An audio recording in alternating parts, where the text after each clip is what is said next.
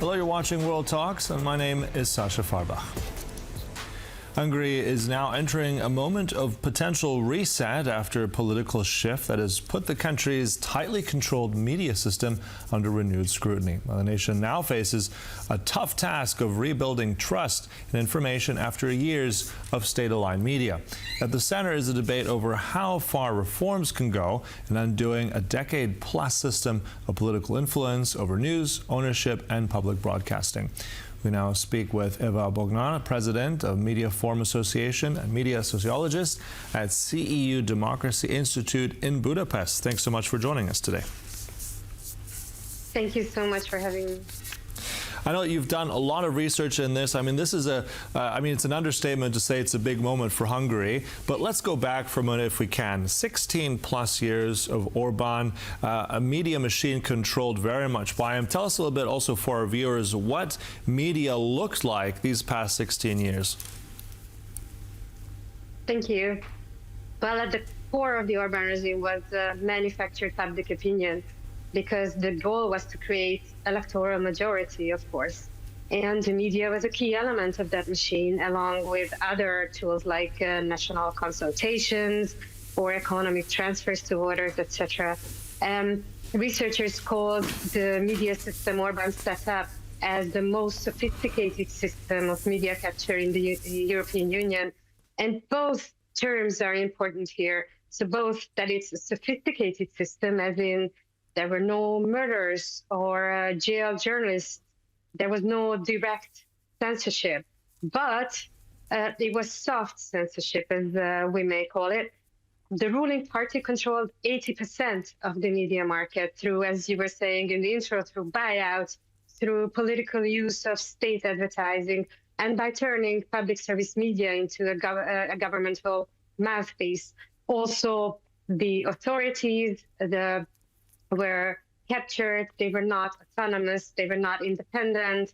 The public service media, as I said, had a complete lack of impartiality, did not provide any pluralism, and basically spread disinformation and became a propaganda machine.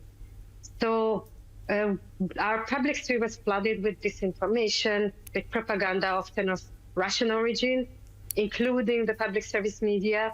There were AI-fueled disinformation campaigns, Facebook campaigns, billboard campaigns from public resources, and the ruling party used infinite resources of the state in this, what we call perpetual campaign mode.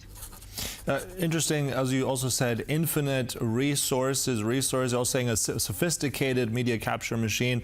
Well, let's talk about the money for a moment as well. How much and how critical was financing to all this, advertising to this machine? And also, how did that influence and pressure independent media, if any of those that did survive? Yes, it was a very important element of the system.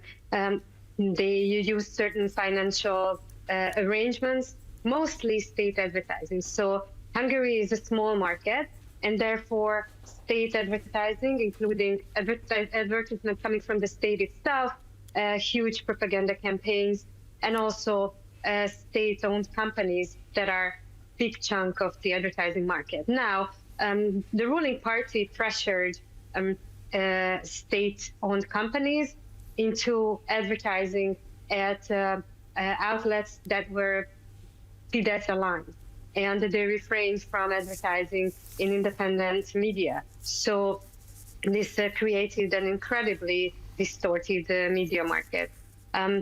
Also, it sort of provided the sign for others on, if you want to be on the government's good side, then where you're supposed to and where you're not supposed to advertise.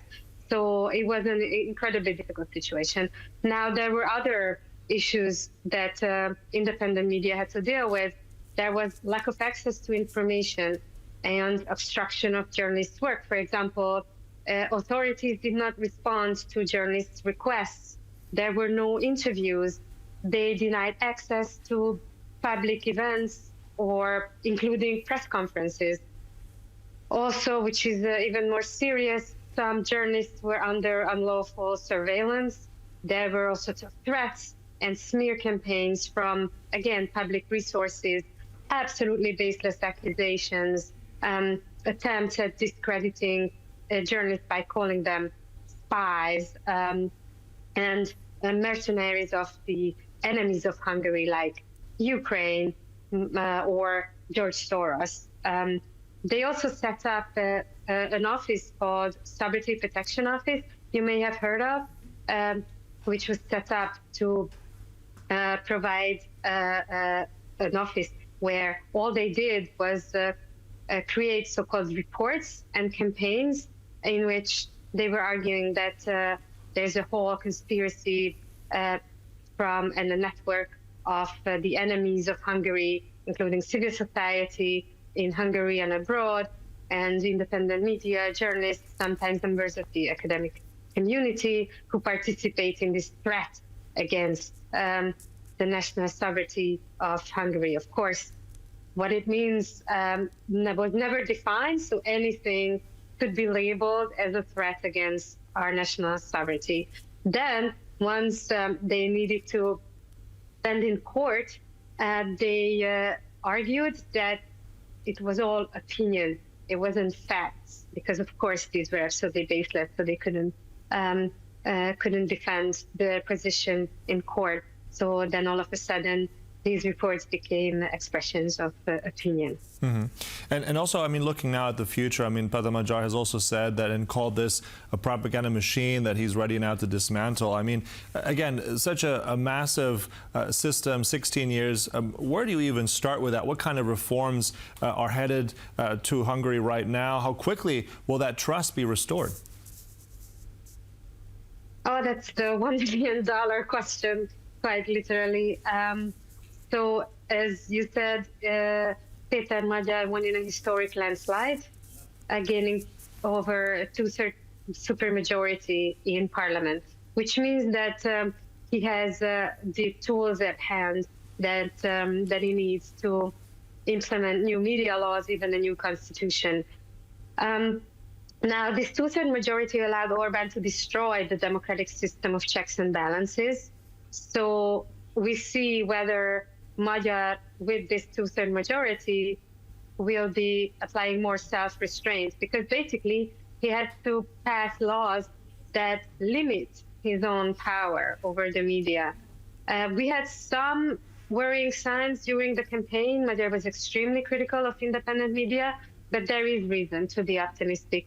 He held press conferences that were actual proper press conferences, allowing independent media to ask questions, calling on them first as a gesture. During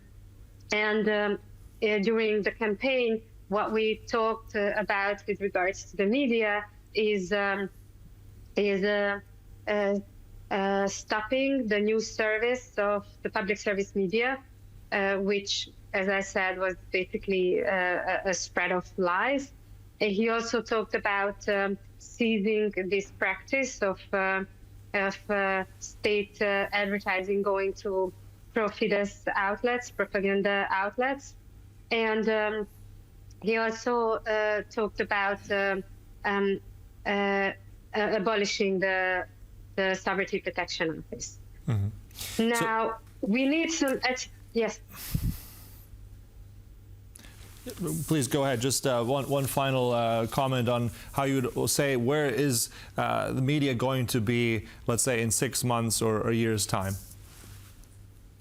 Well, I don't know where it's going to be. We're hoping that he indeed will abolish the Sovereignty Protection Office.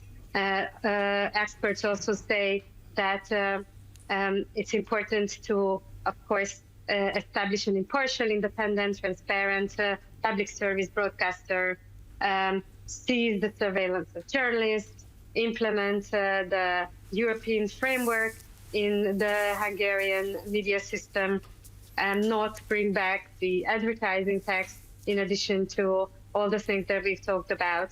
But also we are hoping there will be an attitudinal change where the government in place understands and appreciates and respects the role that independent media plays in a democracy. Yeah, critical days ahead, but I think also a gargantuan effort ahead, but very fascinating on that change of the media in Hungary. Thank you so much for all those insights. That was our guest here, Eva Bognar, from the president of Mediaforum Association and media sociologist at CEU Democracy Institute in Budapest. Thank you. Thank you. And thank you for watching, but stay right here on TVP World, as ever, for more news and commentary. Goodbye.